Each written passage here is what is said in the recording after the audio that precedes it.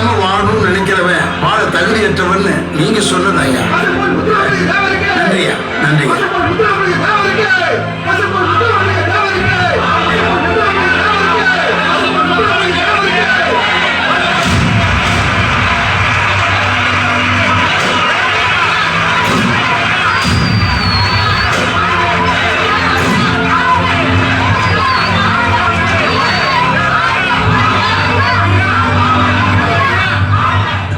ஐயா, எங்களுக்கு ரொம்ப சந்தோஷமா இருக்குங்க ஐயா.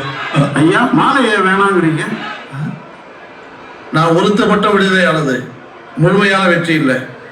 இன்னும் 835 வழக்குகள்ல இருக்கிற நிரபராதிகள் அத்தனை பேரும் குற்றமற்றவர்கள்னு தீர்ப்பு வாங்கி வெளியே வரும்போதுதான் அடியனுக்கு உண்மையான வெற்றி.